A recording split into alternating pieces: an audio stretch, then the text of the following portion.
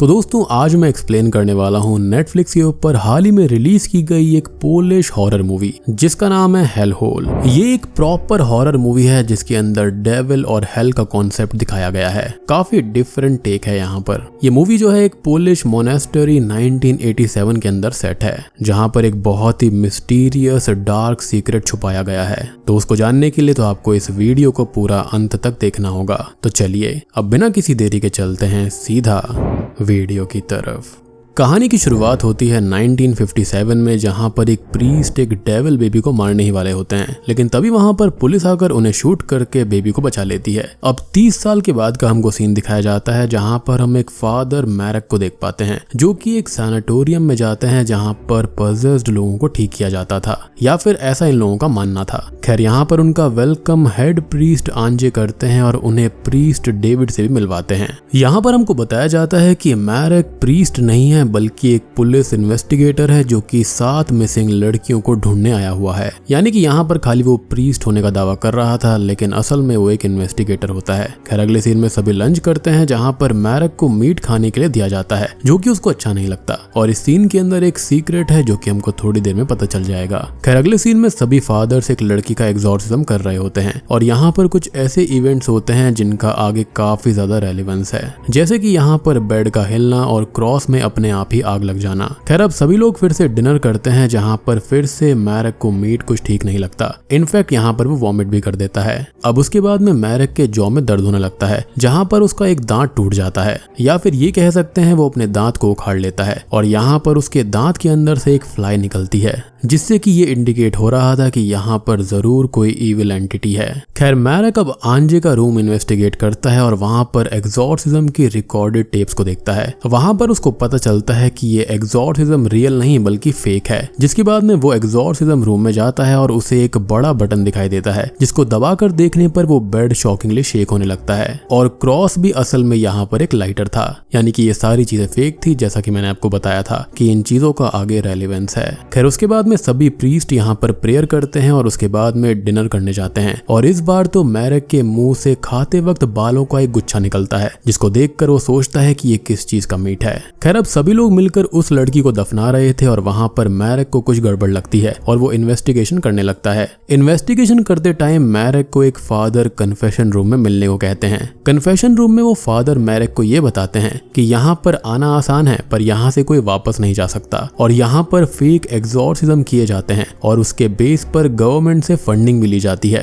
यानी कि ये सैनिटोरियम के आड़ में यहाँ पर कुछ और ही चल रहा था। खैर इसके चलते मैरक उस फादर को ये बता देता है कि वो प्रीस्ट नहीं बल्कि एक पुलिस ऑफिसर है जो कि यहाँ पर 7 लड़कियों के मिसिंग केस को इन्वेस्टिगेट करने आया है। मैरक को अब अपने रूम की वॉल पर एक होल मिलता है जिसमें से उसको एक आई बॉल मिलती है जो कि काफी शॉकिंग थी, जिसको देखकर वो वॉमिट कर देता है और उसकी वॉमिट में से ढेर सारी फ्लाइज निकलती हैं जो कि बहुत ही बड़ा सदमा था उसके लिए। जिसके बाद में मैरक ग्रेवयार्ड में जाकर जब उस लड़की की ग्रेव को चेक करता है तो वहां पर शॉकिंगली बॉडी ही नहीं होती, और उसी वक्त मैरक पर कोई अटैक कर देता है और वहीं पर बेहोश हो जाता है। अब जब उसको होश आता है तो उसे बांध दिया गया था, और आंजे और उसका एक असिस्टेंट उसको ये बोलता है कि उन्हें पता है कि वो प्रीस्ट नहीं है और वो लोग उस पर पहले से ही नजर रख रहे थे, और वो उसको फिर से अजीब सा मीट खिलाकर फिर से बेहोश कर देते हैं। और देखने वाली बात ये थी कि यहाँ पर इस बार 4 प्लेट्स थी जिनका सिग्निफिकेंस आगे पता चलने वाला है। मैरक जब फिर से दोबारा होश में आता है तो बस असिस्टेंट ही वहां पर होता है जिसे वो अपनी गन से शूट करके वहां से निकल जाता है। उसके बाद में वो किचन को इन्वेस्टिगेट करता है तो उसको ये पता चलता है कि वो मीट किसी और का नहीं बल्कि यहाँ पर वो उन्हीं मिसिंग लड़कियों का था, यानी कि वो 7 मिसिंग लड़कियां जिनकी इन्वेस्टिगेशन करने वो यहाँ पर आया था। और ये जानने के बाद में तो उसकी हालत बहुत ही ज्यादा खराब हो जाती है। फिर मैरक को वहीं पर सेम फादर मिलते हैं जो कि उसको कन्फेशन रूम में लेकर आए थे। वो उसको ये बताते हैं कि यहाँ से निकलने के लिए एक टनल है और एक सीक्रेट जानने के लिए मैरक को उनके साथ लाइब्रेरी चलना होगा। अब लाइब्रेरी के अंदर आकर वो उसको एक एंशिएंट ईविल बुक दिखाता है और ये बताता है कि 30 साल पहले एक बच्चा पैदा हुआ था जिसकी बॉडी पर एक ईविल मार्क था जो कि उस किताब में बना हुआ था, और वही मार्क स्ट्रेंजली यहाँ पर मैरक की बॉडी पर भी है और वही चोजन वन है, यानी कि वही डेविल के आने का रास्ता है। और एक रिचुअल के बाद ईविल यानी कि डेविल उसकी बॉडी के अंदर आकर वर्ल्ड को डिस्ट्रॉय कर देगा। यानी कि स्टार्टिंग में जिस बच्चे को वो फादर मार रहे थे वो कोई और नहीं बल्कि मैरक ही था। अब बात करते हैं कि आखिर वो रिचुअल क्या था। तो पहला पॉइंट ये था कि 7 लड़कियों का मीट खिलाना होगा और दूसरा एक इनोसेंट पर्सन का ब्लड भी उसको पीना होगा, यानी कि स्पेशल सिंबल वाले चाइल्ड को, जो कि कोई और नहीं बल्कि मैरक है। और अगर मैरक ने इन दोनों कंडीशन को पूरा कर दिया तो डेविल उसकी बॉडी में आ जाएगा, यानी कि बैफोमेट यहाँ पर आ जाएगा। और आंजे ने उसको ऑलरेडी 7 लड़कियों का मीट खिला दिया था। स्टार्टिंग में तो 3 बार उसने मीट खाया था, वो 3 लड़कियों का हो गया, और उसके बाद में जो बाकी मैंने आपको कहा था कि 4 प्लेट्स भी यहाँ पर हैं, तो वो बाकी 4 लड़कियों का मीट था जो कि उसको जबरदस्ती खिलाया गया था, जिसके बाद में वो बेहोश हो गया। उसकी जॉ लाइन में दर्द होना, उसका दांत खुद पे खुद टूट जाना और उसके अंदर से फ्लाई का बाहर निकलना ये साबित करता है कि वो स्पेशल चाइल्ड है जो कि डेविल को धरती के ऊपर लेकर आएगा। खैर अब मैरक और फादर दोनों ही टनल के अंदर जाते हैं, जहां पर बाहर निकलते ही बाकी के फादर्स जो होते हैं वो मैरक पर अटैक कर देते हैं और उसे पता चलता है कि वो फादर भी उनके साथ ही मिला हुआ था। यानी कि यहाँ पर चर्च और सैनाटोरियम और पोजेशन को हटाने की आड़ में डेविल को धरती पे लाने का काम चल रहा था। और मेरे ख्याल से जो स्टार्टिंग वाले फादर थे ना, जो कि यहाँ पर उस छोटे बच्चे को मारने वाले थे, वो कोई और नहीं बल्कि वो रियल में प्रीस्ट होंगे जो कि इस चीज को रोकना चाहते होंगे, लेकिन अनफॉर्चुनेटली वो नहीं रोक पाए और उन बेचारे को तो पुलिस वालों ने ही मार डाला, जो कि बहुत ही गलत काम किया। यानी कि पुलिस को पता ही नहीं था कि वो कर क्या रहे हैं। और वैसे भी कोई नॉर्मल आदमी देखेगा कि कोई बच्चे को मारने वाला है तो वो उसको शूट ही कर देगा। एनीवेज अब मैरक के साथ में यहाँ पर उस प्रीस्ट ने भी धोखा किया, जिसके बाद में आंजे एक इनोसेंट लड़की का गला कटवा कर ब्लड सबको इंक्लूडिंग मैरक को पिला देता है। और यही इस रिचुअल का दूसरा स्टेप था जिसके जरिए डेविल मैरक के अंदर आएगा, और यही इन सारे के सारे ब्लैक प्रीस्ट का मकसद था। ब्लैक एज इन उनके अंदर अंधकार था। खैर तभी हम देखते हैं कि वहां पर एक कुआं भी था जो कि उनके अकॉर्डिंग हेल से कनेक्टेड था, जिसको ये हेल होल बोल रहे थे, और यही इस मूवी का नाम है। अब उनका ये मानना था कि डेविल वहां से ही आएगा, पर उस वेल में से कुछ काफी वेट करने के बावजूद भी कुछ बाहर नहीं आता। उनका ये मानना था कि ऐसा रिचुअल करने के बाद में मैरक को कोई डेविल आकर पजेस कर लेगा, लेकिन ऐसा कुछ भी नहीं होता। अब गुस्से में सभी लोग मैरक को स्टैब करके उसी कुएं में गिरा देते हैं। खैर अब आंजे यहाँ पर काफी ज्यादा परेशान हो जाता है। उसको लगता है कि उसकी आइडियोलॉजी पूरी गलत थी और जो कुछ किया वो काफी ज्यादा गलत हुआ।